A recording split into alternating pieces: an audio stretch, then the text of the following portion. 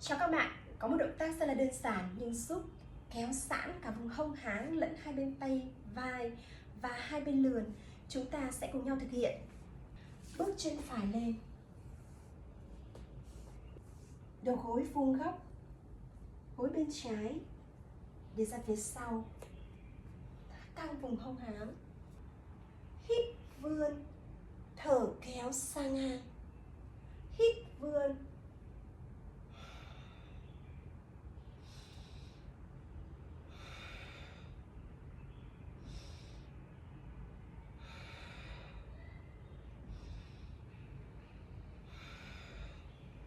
đổi bên.